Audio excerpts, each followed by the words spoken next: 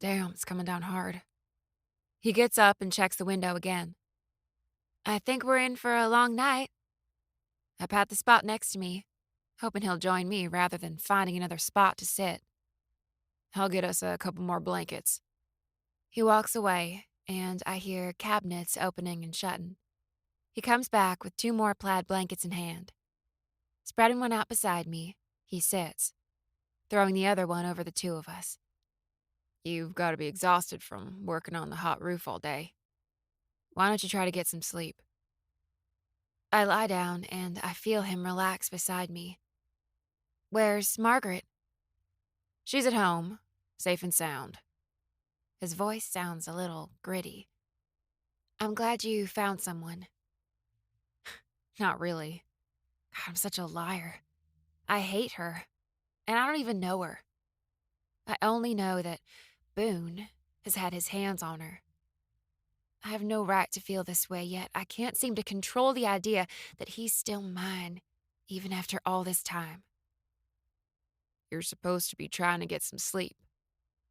His rough hand squeezes my shoulder, sending a wave of desire through me, and I have to press my thighs together. I decide in that moment, I want him back. He's not married yet, so he's still a free man.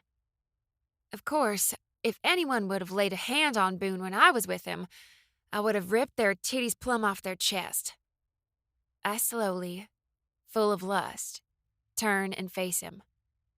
His dark eyes stare at me for a moment. Then he closes them.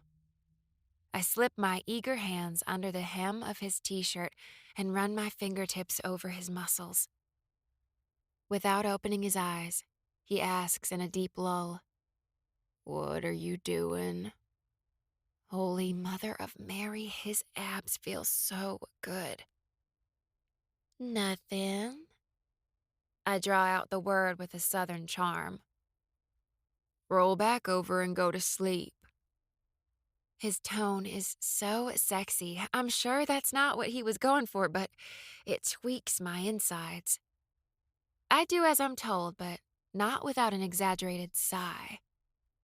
I'm not having sex with you if that's what you're thinking. I tease behind a smile. I wasn't thinking it. A hint of a chuckle comes from him. I wiggle my ass closer. I don't even have to look. I know those stormy eyes of his popped open as wide as saucers. Whatever is pressed into my ass tends to disagree with you. I giggle. Quit squirming. It's a knife. His voice is strained. I laugh. A little big for a pocket knife. My nipples pucker, thinking about him pressing into my back end. My panties are soaking wet. You're playing a dangerous game, Clem. The grinding of his teeth let me know he's struggling to brush me off. Seriously, Boone? I done told you I wasn't having sex with you. Sweet Jesus, I want him to slide into my cupcake and spill my batter. Your mind is thinking something dirty, isn't it? He scoots back, and I follow, grinding into his so-called knife. He knows me so well. I reach back and grab his large hand I'm aching to have on me. I kiss the tips of his fingers, and I think he's going to give in when he drags mine to his mouth. I let out a chirp when he bites me. It does nothing but turn me on.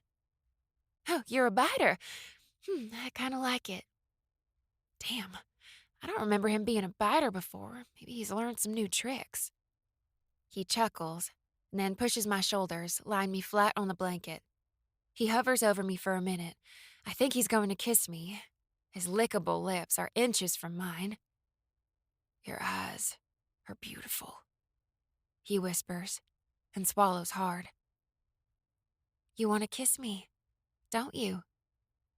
I'm not really asking, merely pointing out a fact that's given away in the way he's looking at me right now. He falls back on the blanket. No, not attracted to you at all. He groans as he adjusts the bulge in his jeans.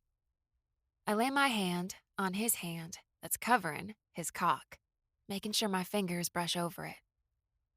I'm not attracted to you either. Just so you know. He's quiet. Moving our joined hands to his chest, I can feel the strumming of his heart. It matches mine. I'm wild about you, Boone. You just want the one that got away. I'm a taken man. His words aren't convincing.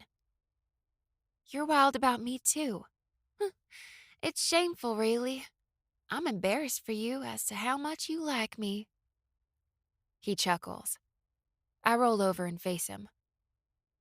I can't, Clem. He whispers. Because of Margaret? No. Because of you. You ripped my heart out. He moves to his side to face me. I know you're sorry, but I don't trust you with my heart. I can't. Well, that took the steam plumb out of me. Do you honestly love her? That's not what matters. You don't think love matters? I raised my head to look in his eyes. I loved you, and you walked out, so I had to find something else that made sense. Margaret is reliable, and she loves me even if I don't feel the same for her. A tear slips down my face. I get it, but it's sad that you've settled for something less than you deserve. He runs his knuckles down my cheek, drying it. I wish things were different. I won't deny that all the feelings I thought I'd left behind for you came rushing in that door when you did. Then why can't we try again? I sniff. I've made a commitment, and I need to be with someone I trust. I turn away from him and curl into a ball. He shifts and nuzzles into my neck. Get some sleep, Clem.